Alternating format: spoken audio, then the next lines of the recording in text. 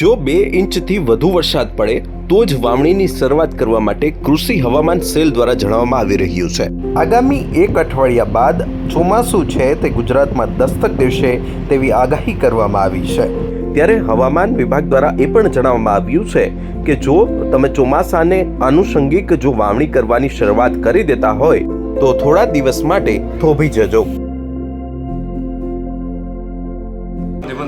કૃષિ હવામાન સેલ જુનાગઢ કૃષિ યુનિવર્સિટી જુનાગઢથી હાલ આપણે જોઈએ છીએ કે છેલ્લા 2 થી 3 દિવસથી પ્રી મોન્સૂન એક્ટિવિટીના ભાગરૂપે સૌરાષ્ટ્રના ઘણા બધા વિસ્તારોમાં જો વાત કરીએ જિલ્લાઓમાં તો અમરેલી, ભાવનગર અને રાજકોટના ઘણા બધા વિસ્તારોમાં આપણે પ્રી મોન્સૂન એક્ટિવિટીના ભાગરૂપે વરસાદ જોવા મળેલો છે।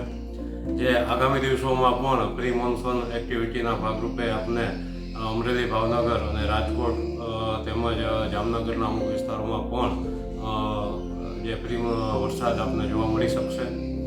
હાલ ચોમાસાની વાત કરીએ તો નૈઋત્યનું ચોમાસું હાલ મહારાષ્ટ્રના મોટાભાગના વિસ્તારોને કવર કરી લીધેલું છે અને હાલ જોઈએ તો એ નાસિક સુધી પહોંચેલું છે અને આગામી 24 કલાકમાં જે ચોમાસું છે એ આગળ વધી અને સંપૂર્ણ મહારાષ્ટ્રને કવર કરી લેશે અને જે ચોમાસું છે એ આગામી દિવસો 1 અઠવાડિયા સુધી હજી સાઉથ ગુજરાતની જ્યાં દાખલ થશે એટલે કે વલસાડ, ડાંગ અને સુરતના આસપાસના વિસ્તારો સુધી એ ત્યાં રહેશે અને સ્થિર થઈ જશે અને 1 અઠવાડિયા સુધી ચોમાસું આગળ વધવાની શક્યતાઓ હાલ જે પરિસ્થિતિ છે એ મુજબ ખૂબ જ ઓછી છે અને આ દિવસોમાં આપણે સૌરાષ્ટ્રમાં ખાસ કરીને વાત કરીએ તો પ્રી મોન્સૂન એક્ટિવિટીથી આપણને વરસાદ જોવા મળી શકશે।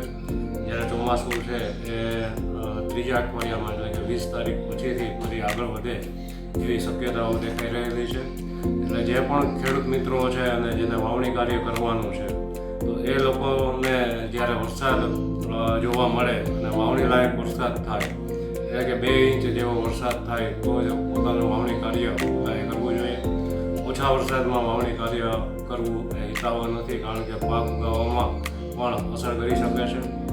અને હાલ જો જોઈએ તાપમાનનું તો તાપમાનની છેલ્લા 3 દિવસથી જે તાપમાન છે એ વધારે જોવા મળેલું છે જે 40 ડિગ્રી ઉપર આપણે મોટાભાગના ગુજરાતના વિસ્તારોમાં જોવા મળેલું છે।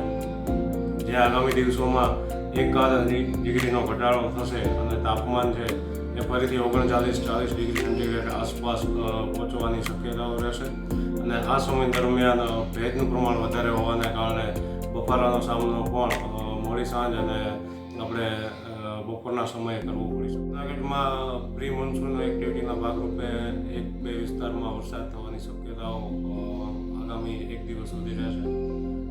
ત્યારબાદ ફરીથી 14 અને 15 તારીખ આસપાસ ફરીથી જે પ્રી મોન્સૂન એક્ટિવિટીના ભાગરૂપે 1-2 વિસ્તારમાં વરસાદ થવાની શક્યતાઓ રહેશે।